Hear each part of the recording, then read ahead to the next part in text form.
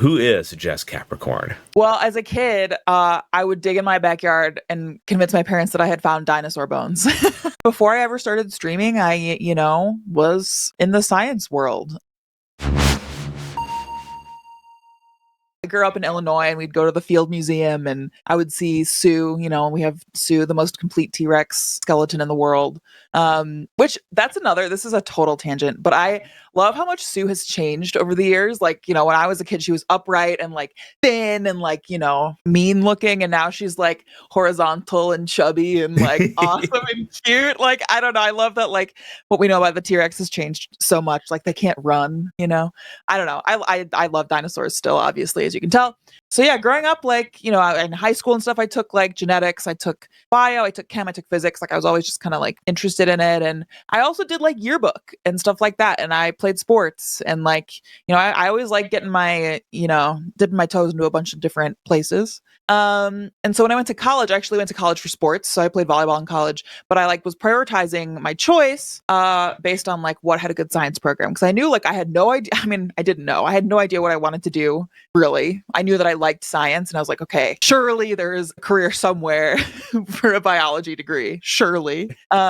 And so that was my plan. I went in, I was like trying out a bunch of different things, looking at different programs. I went to Pitt for undergrad, University of Pittsburgh, and they have a great biology program. Most kids were pre-med there because they have like a really great med school too. I knew that I like didn't really want the rigorous pre-med track. I had enough on my plate with volleyball and stuff like that. And I was like, I also don't know if like I want to be in school for however many years, So like I said, I'm interested in a lot of things. So I was kind of just taking my classes, wasn't really sure what I wanted to do. And then, it wasn't until like my junior year, nothing was like striking my fancy.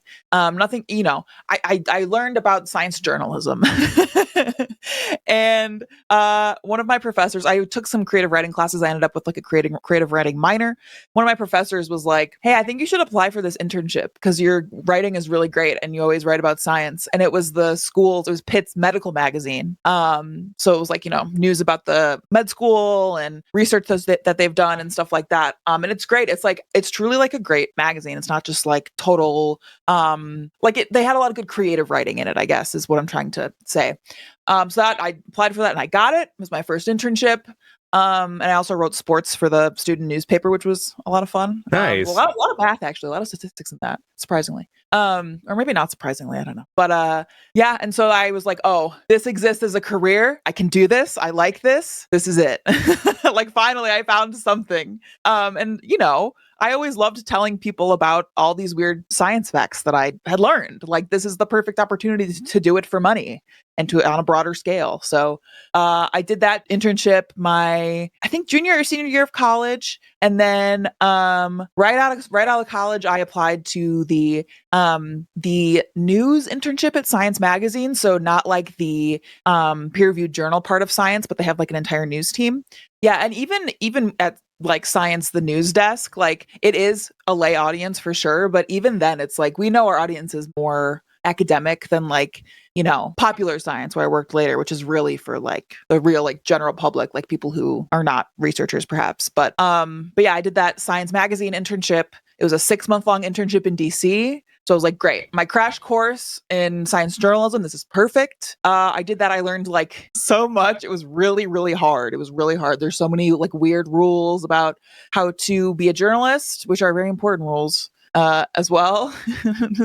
And especially about writing about science, Could you share some of those rules that surprised you? Yeah. I mean, I think a lot of it, like a really simple one is getting an outside comment on something. Mm-hmm. Like whenever you write a news story about a study, for instance, like let's say you're writing a news story on like shark genetics or something like that. You always have to interview somebody who wrote a paper, did the research, and like normally you would like look at a paper, be like, okay. Usually it comes with a press contact, actually. And hopefully that press contact did a lot of the work on the study. Sometimes they don't, and you have to like kind of ask who to talk to about that. But you want to interview who did the work so you can like get their experience, all that stuff. But what I didn't realize is that you need to get comment from somebody who's not affiliated with that project at all, because you want them to like evaluate the integrity of the work, basically. Like, so is it was this you're almost getting a reviewer? So you need a topic expert in the shark genetics who's not affiliated with the paper and presume maybe not even at the same university as well. Yeah. Oh, I would say definitely not at the same university. Yeah. Wow. Okay, that's a unique curveball to throw right there. Yeah, but it's super standard. It's super standard in science journalism, and like it's not just like a science magazine thing. It's like everybody does it, and it's also nice too because like, you know, talking to those outside commenters, it's cool. I really miss this part of the job, is like interviewing people. It's like my favorite part of science journalism, really, because you just get to ask these people like about the whole landscape of this research.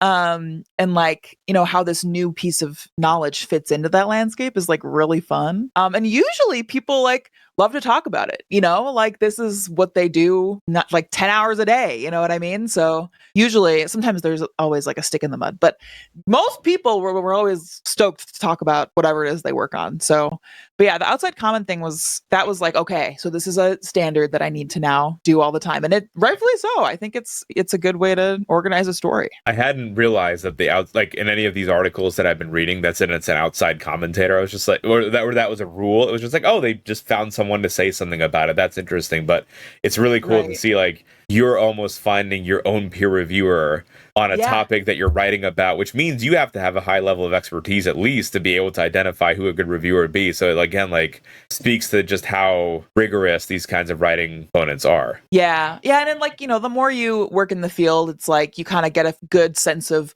what, like which programs, like let's say I'm writing about a bug study. Like I would always go to UC Riverside and go to my guy over there because that's like one of the best entomology programs. At least a very good one that likes to talk to the press, you know, like they always have fun, chatty folks that want to talk about bugs. So you definitely get a feel of like who to talk to as well. And so then you have like a rapport built up of like, this is the place I can go to. These are good commentators for this kind of study. To pull back a smidge. So like you have this really prestigious internship at SciAnts. In terms of like to get there, did you have to work in a lab? Like what were like you had all this journalism experience, right? For even like from high school, right? With the yearbook, throughout college, but did you also need lab experience for just people wondering at home, or is it like what were they looking for? So yeah, I did my science magazine internship right after college. So in college I did I did 2 bio labs, I did 2 chem labs, I did OChem lab. And then I also did I did a summer of field research doing research on salamanders out in Pennsylvania. So that made me realize I don't want to be a field researcher. So can you tell us a little bit about the salamander work? Like what was, so why did it make you realize, no, thank you? And then how on earth do you study a salamander? Oh, there's so many ways. They're actually great. They're kind of a hot topic right now. Amphibians in general, I guess. But so I did field research. It was part of a course. So it was like a herpetology course, and then we had research built in. And it was out near Lake Pymatuning in Western PA. And so it was like a field station for a handful of universities out there. And we would have like, you know, our portion we would be like in the classroom, whatever. But then every day we'd go out, and our professor was like this guy who I knew he was teaching this class just because he wanted to be out doing research.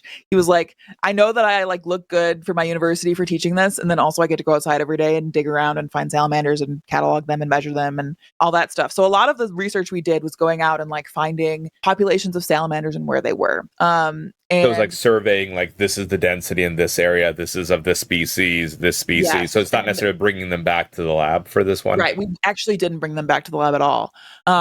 Basically, and there was also an app, I forget what the app was, but basically you would like log stuff in the app. Like if you found like, you know, a rare species for the area, you would like log it with a photo and stuff. And then we also used calipers to like measure what is the term? The SVL, snout to vent length, I think. It's like measuring them without their tail, basically. That's what we would measure with calipers and then log that. And the big reason why most people are studying salamanders, especially that is important for the world, and also it's the reason we were studying them, is because there is this fungus that's going around and killing them all called chytrid. I don't know if you've heard of this. And killing the frogs too, right? Just like everything. Yep. As well. So when we would handle them, you know, we pretty much always wore gloves. We had to be really careful because we humans are unknowingly spreading it. And it's also a thing with global warming. Like it's making it easier if it's warmer and more humid, it grows more easily. So that's kind of also what we were surveying, like where where is chytrid in these forests, and how does it proliferate, basically.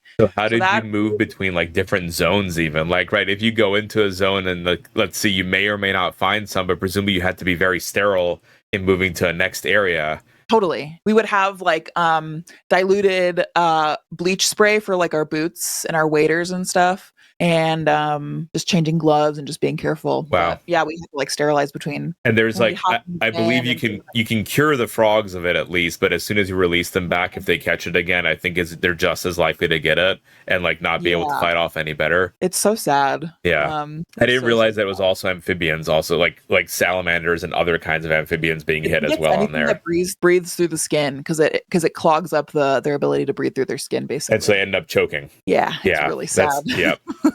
And I know because there was I think a treatment that they were doing in South America and the Amazon where they were pulling them into really hot rooms, right? Like they would rent out hotels and like really turn up the heat to like kill off the fungus, but keep the interesting. Yeah, to keep the animals alive. But then as soon as they got re-released, they just caught it again. There wasn't any anything kept on that front. So that's right. It's hard because it's not like they can build an immunity to it because it's literally like a mechanical thing. It's blocking their respiration. It's a bummer. So that I can see as maybe, was that part of the reason why it wasn't for you? Do you feel like the field work? I didn't like being outside. I didn't like going outside in the humid, hot weather every day. And we had to there's poison ivy. So I was wearing pants and boots, but then also salamanders live in vernal pools a lot of the time, which are like ponds that only are there part of the year and then they dry up. And that's because there's no fish in those. So the fish don't come and eat the salamander eggs and stuff, and babies and whatever, or the salamanders themselves. So all that stagnant water, there's mosquitoes everywhere. So I was wearing my windbreaker zipped all the way up, trudging around with all my stuff. I was just like, I'd rather tell somebody about this cool thing rather than actually do the thing.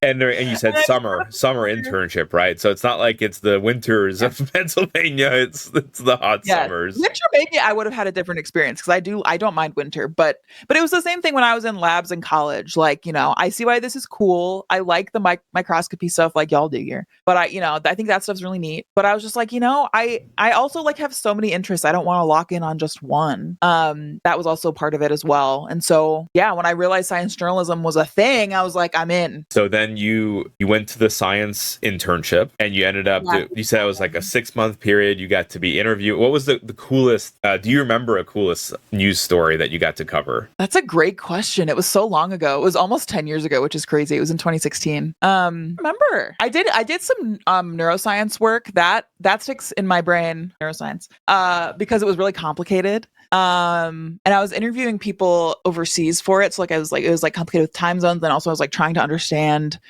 these treatments that were being done for neuroscience. So I did some of that. But I think my favorite thing I did was there were 2 interns at a time and they were staggered 3 months into the internship when I was there, the other intern swapped basically. Mm-hmm. So my friend who I'm still friends with and also lives in Chicago now, she and I would write every Friday. We would write a quiz, and it would be the week's science news made into a quiz, and we would write all the answers and questions and make it all funny because we were both total goofballs. But that I loved, finding new ways to get people hype about science and stuff like that. That was my jam. So what across not just then, but what do you think has been the most effective way to get people excited about science that you found? It's a great question. I mean, aside from the actual craft and format, I think, and this is in my content now, I think enthusiasm. If you're excited about something, don't be afraid to show it. Your enthusiasm is contagious. And that is definitely a thing for me now as a video game creator. It was a thing for me back then as a writer and a blogger. And it's still a thing for me now. And when I make our podcast, our science podcast. So I think just getting excited about stuff is really underrated. I mean, I get really excited about Final Fantasy and watching you play it, and otherwise I don't especially get fired up. That's Ryan. So what happened afterwards? So you were at Science Magazine, you did the internship. What did you do afterwards, and what do you feel afforded you in terms of opportunity? If there's someone at home watching or listening, would you suggest this kind of internship? Was it beneficial looking back on it? What's your takeaway? So I would say 100% yes. It was like the best boot camp I could have ever gotten. I think that there are a handful of internships like that are really great. Although the landscape has changed a good amount now in journalism, there's a lot less funding all around. But if you can find a good internship and do that sort of thing, I highly recommend it. The other thing that I did after that internship that I thought was super, super beneficial was I went to grad school for journalism. And I don't think that you need to go to grad school to become a journalist at all. I think some kind of formal training in general is great for journalism with all the ethics and best practices and stuff. But you can do that. You can get that by doing too, by working with an editor and stuff like that. You don't have to go to grad school. You don't have to pay money and go to grad school to do it. But I wanted to go to grad school to like make connections and meet other people in the industry. And so I also realized that there were a handful of science journalism programs specifically around the country that like, it's not just like I was going to do a general journalism program. Like there were the big two are the ones at UC Santa Cruz and the one at NYU. The one at UC Santa Cruz is geared a little more towards becoming like a university press person, like a little more academic leaning. And the one at NYU is a little more journalism, like newspaper, magazine, online focused, like more public facing. And also I wanted to live in New York City for a little bit. So that was kind of a no-brainer for me. But I applied to both, got into both, was lucky enough to get a scholarship to go to NYU. I don't know if I would have gone if I had to really pay for it because it's an expensive school. But yeah, and the other part of that puzzle too is like, I knew I didn't just want to be like a writer. Like so many people in journalism, like they're like, oh, I'm a newspaper writer. Oh, I'm a writer. I'm a blogger. I only want to write. I was like, that's not really what I want to do. I like editing. I like working with people. I like managing people. I like making videos and audio. And I like doing all these other things. And to get into that kind of work, you really have to work your way up. Like those are the higher level positions at publications. So I was like, okay, I either toil being a freelance writer for like 5, 6, 7 years, or I fast track it and go to grad school and meet the right people and get the experience and then hopefully get a job. Being able to do more than just write. And that is exactly what I did somehow. I don't know how it worked out, but it did. So I went to grad school at NYU for science journalism, which was great. And then I did a handful of internships as well when I was in grad school. So I went to Internet Pop Sci, and then I ended up working for them full time after I got out of grad school. And then I also interned at Gizmodo, and I interned at New York Magazine. I was shocked I got that internship. It was really fun. I worked for The Cut, which is like their fashion and like women focused vertical. And I pitched myself as a science creator and it worked. It was, or as a science journalist, I guess. Creator is a now term, but yeah, and I got to write like funny little blog posts for them. I wrote like why certain skincare products smell like hot dogs, or like, I wrote about like STDs becoming more prevalent in certain seasons, or like, fun stuff like that. So that was a really fun internship. I liked that one. But yeah, so that was a great experience. And I got to meet a lot of different people in the field and a lot of editors and stuff like that. And then there was miraculously an opening for an editorial assistant at Popular Science right around when I was graduating. And I snagged that. I started my career like faxing contracts and doing like busy work. It's not busy work. It was very important, but it was, I was literally faxing things for 6 hours a day.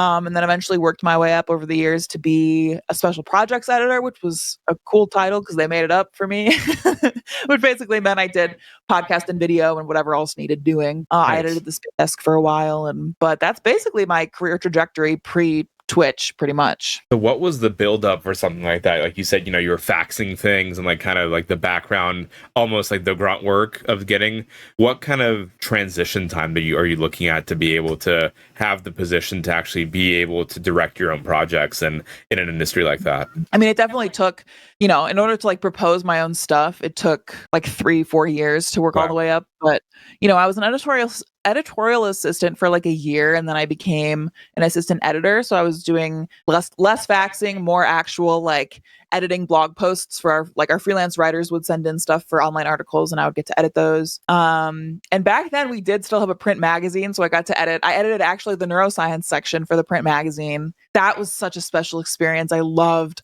making print stuff. I love making physical media.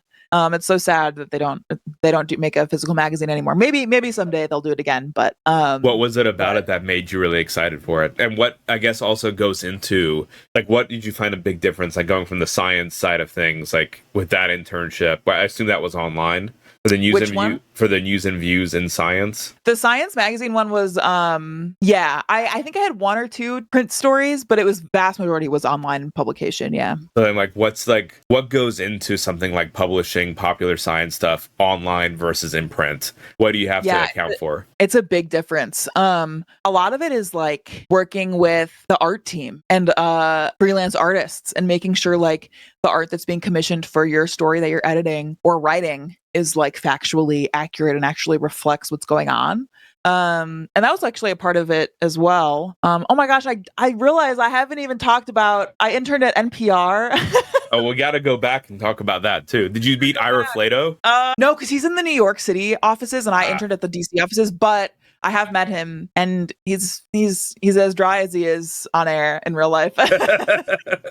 And actually, my podcast co-host now, Rachel Feltman, sometimes she fills in for him on Science Friday, which is really cool. So that's amazing. We're chatty with him. There was actually a rivalry every year. I don't think they do it anymore post-COVID, but they would do science trivia, and all of the big science publications in New York City would go and do trivia.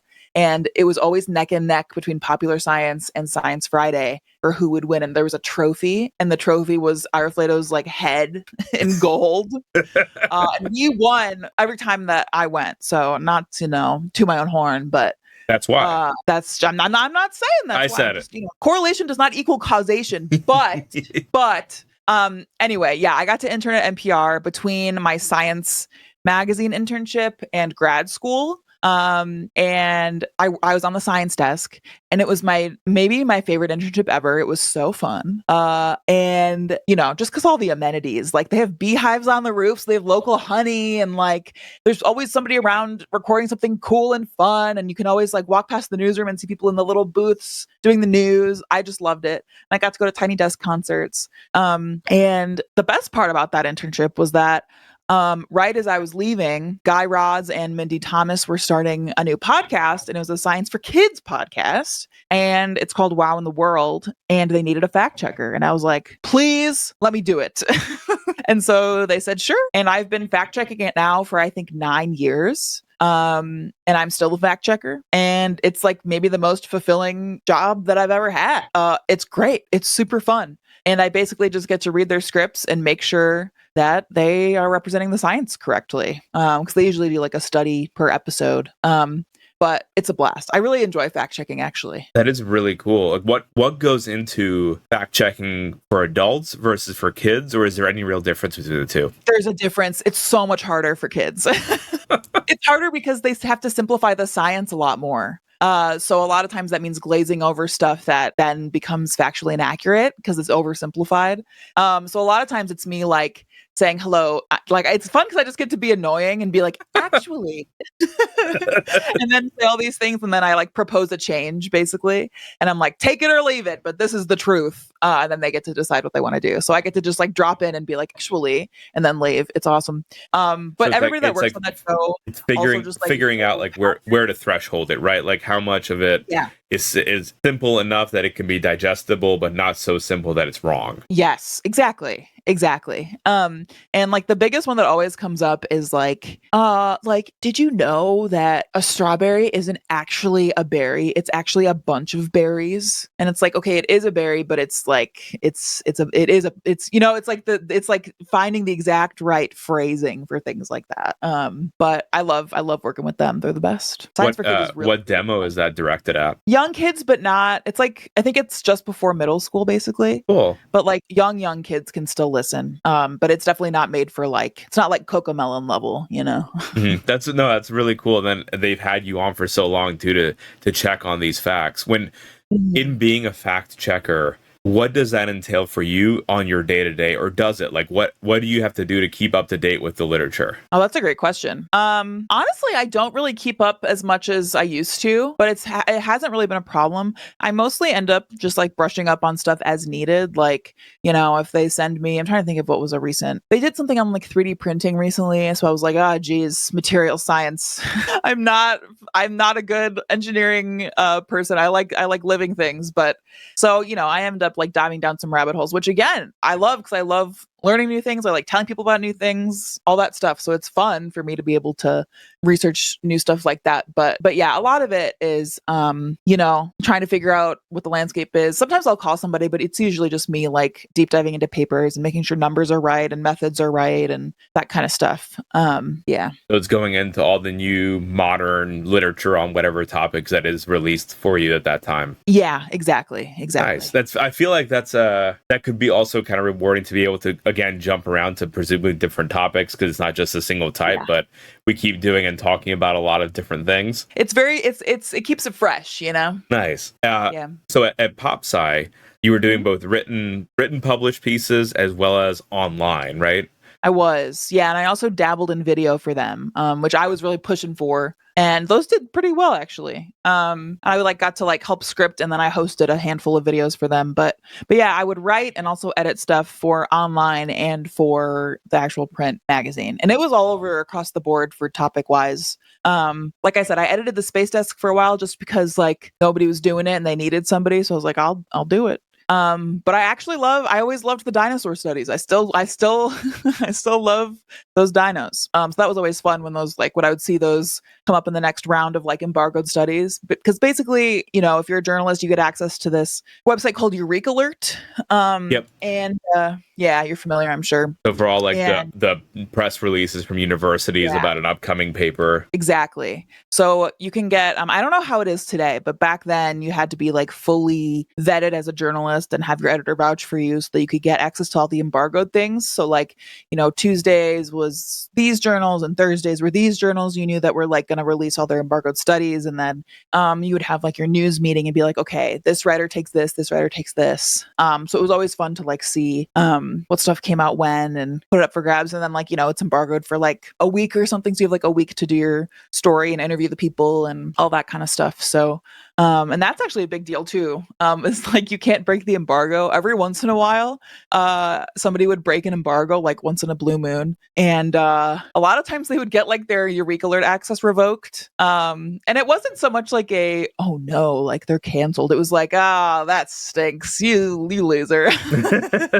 And so mostly it's somebody accidentally pressing publish and leaking the scientific research. And then, then they lift the embargo. So it's everybody can publish now. So it's oh, well, I guess we can publish. So anyway, yeah, the embargo system I think makes sense for making sure people have time to report carefully and get those outside comments and stuff. And and I know that's also a practice with other fields of journalism too, even gaming journalism and stuff, people getting previews and stuff like that for games. So. I guess with the Steam keys now or what that we get, and then it's you can review it, but you can't show anyone else ahead of time for this date. Yeah. Nice. Did you have a favorite medium when working in those three different ones? You had the print, you had the online, and you had the video. What was your favorite? That's a great question. I don't know. I like them all for different reasons. I really like the print stuff. I still have, I don't know where, I think they're in a closet somewhere, where maybe they're actually, I'm storing them at my parents' house, but I still have my old Popular Science magazines, the physical magazines that I did work in. I remember I did a spread, so 2 pages, and it was, I did all the microbes that live on the human body. And so it was the human body spread out over both pages, but it was illustrated like an old timey fantasy map. And then each microbe was a mountain or a river or something like that. And that was one of my favorite things I've ever made. That was so fun and cool and unique. And actually my editor for that was Rachel, who I still work with on our podcast. So neither of us work there anymore at Popular Science, but we did work together back in the day. Nice. But yeah, and I think video is just so fun. Obviously I still make videos and I like to put science in when I can. But video is fun just because you can do so much with it. And there's not as many rules, I would say. Maybe there are more rules actually, but I still at the same time think there are less rules when you get to make it yourself. So I don't know. I made a video about different sunscreen methods. That was actually, I think one of your people came over and was mentioning shout out to your sunscreen video. I got a camera company or a lab or somebody to send me one of those super expensive UV filters for a camera. And it was when I worked at Gizmodo, and we shot a whole video of me testing out different sunscreens out on the street in Manhattan, and like seeing which ones work, like, you know, the stick versus like the lotion versus like the makeup sunscreen, and like all the different kinds. And that one went viral, and it still has like 5 or 6 million views, I think. I haven't checked in a long time, but I was proud of that because I pitched that and it did really good. Nice. So I did like doing that too. And so, yeah, I think all methods are like wonderful and fun. And I think making something physical that you can hold is really special at the same time. How did you identify what would be a cool pitch? I feel like that would be something that would also be difficult, right? And it seems like your background is like really primed because you know so much about such a broad amount of data, like working with the salamanders, right? Like all the journalism experience, all the pop sci NPR. Like it seems like you've already been like formed to know and identify something cool. But you take us kind of through your process of like, you see something, you're like, this could be cool, and a lot of people would find it cool as well. Yeah. A big thing too is like how, like when you're thinking about the finding itself, how much does it actually change what we know about the field? Like how big of a finding is it, you know? Like, is it adding a lot to what we know about the subject? Like that was always a big thing. And does the subject being talked about actually matter right now? Like I was always notorious for pitching sports stories, specifically baseball stories, because there's actually a ton of physicists and engineers that were that worked in the field, or were professors and retired and now just do work on like physics of baseball just in their free time. I'm not kidding, like 5 or 6 of them. And it's like they occasionally they'll publish a paper and it's like, hey man, I'd love to write about this, but I'm not, like sometimes they would come up with a paper and it would be like February. I'm like, oh, I'm not going to write about baseball right now.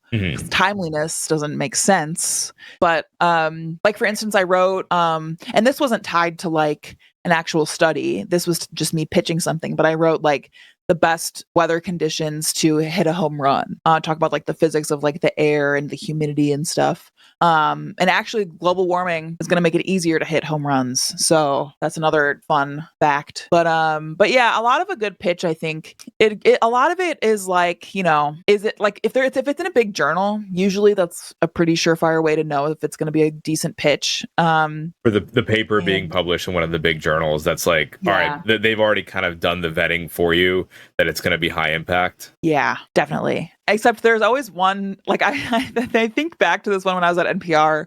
I think it was a human evolution study, and there's a handful of human evolution researchers that my editors were just like, if you see this name on a paper, just don't even worry about it. Just let it go, because they're like kind of controversial in the field for being like, I'm right. And like all the other scientists are like, dude, there's no way of affirming that you're right. You're simply proposing a theory. I think it was one that they were talking about like cooking with fire. Let us be able to eat more meat and grow bigger brains, basically. It was kind of in that realm. And there was one about like fist shape in early humans, and talked about like aggression and fighting and how that could have led to like our complexity as a species and like aggression. And it was all this same researcher who I won't name because, you know, I'll be nice, but not well liked in the field or by journalists for being difficult. So there's also people that you learn to like avoid. I guess kind of how you were learning to like certain groups, right? When you were looking at like for the bug people to get the commentary on the same kind of reputation. It's like, all right, they might be having some kind of science, but they're not fun to work with, or they're just really difficult to work with. Yes. Yeah. And also like if you write something wrong or like something they don't like, they'll like email you and be mad and all that. So like, I think a lot of it was, you misreported me. It's like, did I? No, I don't think so. Yeah, actually I didn't, but it's fine. So what was the next step in your journey, Jess? Like working at Pop Sci for many years, right? How did you parlay that into what you do now? Great question. I've always been a gamer. I've always loved to game, and I discovered Twitch, you know, like I don't even know. But I think when I was interning at Pop Sci or a little earlier, it's like 10 years ago or so, and I would like watch a lot and lurk a lot. And I would always just watch like the big streamers because I didn't really know who to watch. But then I started watching some smaller creators, like less than 100 viewers. Because, I was watching like the multi-thousand channels because that's just what I knew to click on. When I started watching like creators that I could emulate, I was like, oh, I can do this. This is a thing that I can do, and like create community around stuff that I like. Like I already had my little science friends, people that like liked the same stuff I did there. But I've never had friends that like liked the same games as me, or, that I could just be like unapologetically myself. So that's why I was interested in streaming. And so in 2019, I was like, okay, I really want to try this. So that's when I built my first PC. I actually was on Cash Cab with Ben Bailey. That's so cool. It was so fun. And we won money, and I used that money to build my first streaming PC and gaming PC. That was in 2019. I'm really glad I built it right before 2020 because that pandemic hit. I was like, I'm set. Let's do this. And so I had been wanting to move back to Chicago for a long time. I was still living in New York for a few years because I lived there for grad school and my first job at Pop Sci and all that. I had always wanted to move back to Chicago because I love it here. I grew up here. My family's here. A lot easier to live here money wise. So I was like, all right, pandemic, I'm just going to like start living. I lived with my parents for a while in the pandemic, and then I got my own place in the city and stuff. But, I was like, we have 1 or 2 remote employees. I'm just going to like, when they ask me when I'm going to come back to New York, I'm going to be like, oh. And slowly but surely they let me be fully remote. And so that's how I kind of transitioned over, live in the Midwest again. And then eventually, our company got purchased by a new owner. They, we kind of, as is the case with journalism so often, there have been layoffs, we've lost funding, that sort of thing. And so I survived all the layoffs, luckily. I never got laid off, which is really nice. It's like all of a sudden, there's all those memes, but like all of a sudden I'm the competent one in the office and it's horrible. Like I have to do so much. But over the years, and Rachel and I had started our podcast at that time too. Like we had started it, I think actually when I was an intern, and so she and I had at that point, like a year or two ago, I was still on staff at Pop Sci. It was basically just her and I running it, like we do now. And she had left to go freelance. She just wanted to be a freelance writer, and she wrote a book. It's a really good book. So there was finally one round of layoffs like a year and a half ago that were so bad that like I was almost the only one left on the team. So like everybody I had loved working with was gone. For the most part, there were still 1 or 2 people left, but, and I was getting everybody else's work for the same amount of money. So I was at a point, and I had been streaming for, 3 years at that point. So I was like borderline being able to, I was making like enough money that I could like almost go full time and like scrape stuff together if I had to, go rice and beans mode. Yep. And so finally when those layoffs happened and they changed my whole job for no more money, I was like, you know what? I think this is it. And so I was like, fellas, I'm putting in my 2 weeks, and it was like the most empowering thing ever. It was so fun. I loved quitting. I highly recommend quitting if you ever get the chance. That's what we here on the stream we're calling the phase 4 push. For us to try to do the same thing of being able to be at the point where we can put in the 2-week notice and be like, all right, we're going full time on something we love. It was the best feeling ever. And it's scary as hell. It's so scary. It's exhilarating though. So yeah, December of last year, or no, 2 years ago, technically, December of 2023, I quit, and I've been doing full-time content ever since, but I still fact check for WoW in the World, and I still make our podcast, which is called The Weirdest Thing I Learned This Week. And we have, it's usually Rachel and then 2 other guests, occasionally myself, and they all bring their favorite, weird fact that they want to talk about. And, perhaps you might appear on an episode sometime soon. Who's to say? Yeah. The concept of it is really, really cool to be able to have this like roundtable discussion about this weird thing. And it's like bringing on those particular experts. And it's just a very fun concept. Has it always been like that was the premise from the beginning? Much. We kind of based it on, there's a QI podcast called No Such Thing as a Fish. Mm-hmm. And they do kind of a similar concept. But for us, it was like, what show can we make that is like easy for us to make? Like, because it's an extra thing. We weren't getting paid more to make it. We were like, we want to have a podcast. Like Popular Science should have a podcast. What can we make? It's like, oh, well, truly it started because we report so many things all week long that are all weird and fun. And so many things like don't make it into stories. Like it's all the stuff that like hit the cutting room floor. that we could like just put quickly into an episode. So it was like, it shouldn't really be that much extra work to make. So that's how it started. And then it kind of just spiraled and it got longer and longer. And now it's basically the same thing, but it's just people bring in their favorite weird thing they want to talk about. So, nice. And it's cool because like, it's still that same essence of like somebody being super enthusiastic about a cool thing they learned, and then kind of giving more scientific context to it. So it's a really special show. We're in season 9, which is crazy. I can't believe they're still letting us make it. So I'm glad they are. I'll keep making it as long as they want it. No, that's really cool. And it's also kind of ties you back into like the very beginning, how we talked about with the interest in like all different kinds of disciplines and all kinds of sciences. Cause right, you're not set on just like the neuroscience side of things. You could do totally just throughout anything. With this experience that you've gotten, Jess, like throughout all these medias, do you have a plan to publish a book or other kinds of media that are you interested in publishing? I've thought about a book before, like over the years. I just like don't really love writing. I much prefer these other mediums. If anything, I would love to make more YouTube content, both about gaming and science, and both together. That's really what I would rather do. I would rather have like a big old YouTube channel than have a book personally. But also having a book with my name on it would be sick. But you know, maybe down the line. Reflections on how to be successful. Who's to say? When I have a even more exciting life, I'll write a tell-all. Well, you could name the evolution scientist, right? It'd be like, these were the people. Yeah. I'll dish the dirt. Yeah, exactly. But yeah.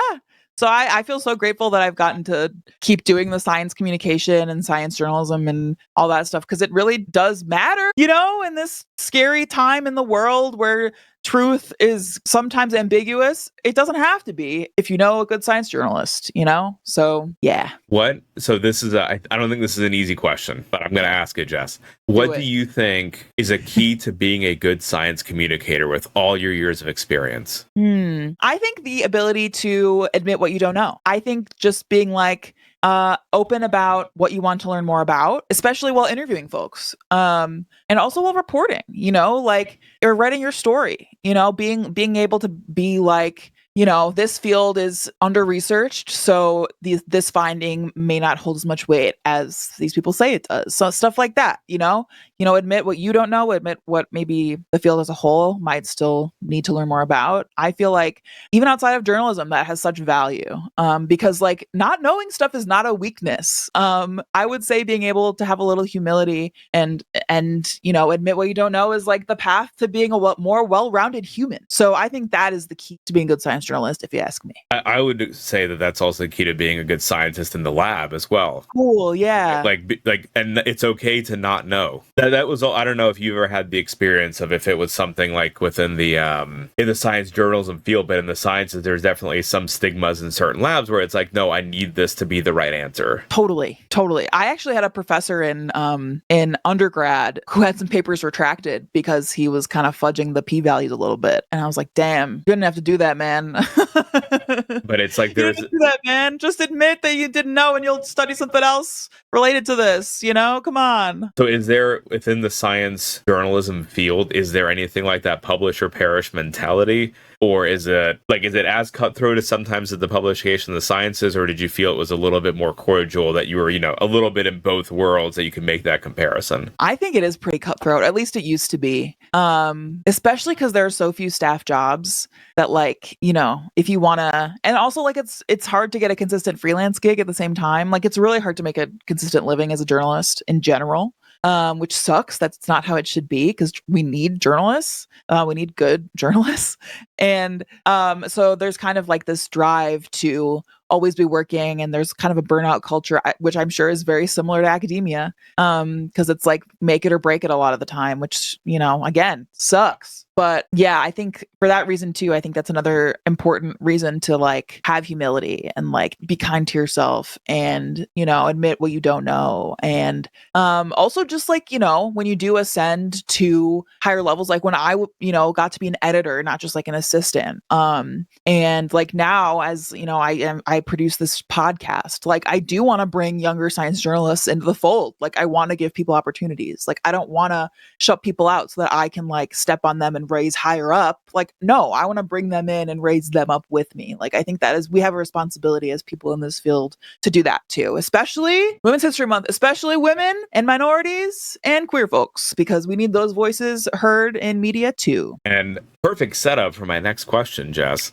What does it mean to you? And we've asked this from our other guests as well. And we'd love to get your take on it. What does it mean to you to be a woman in STEM? I don't know. I think it's sick. I think we should have more women in STEM because there's so many studies that like are just done on male mice or just for the boys. And I know it's hard to study women with our fickle menstrual cycles and hormone fluctuations, but damn, it doesn't mean we shouldn't. So I just think that we need more women in STEM and that we should make space for them. And it's really cool that we are around, no matter if you're a researcher, a communicator, or whatever. You know what? I love that answer. I think that is, yeah.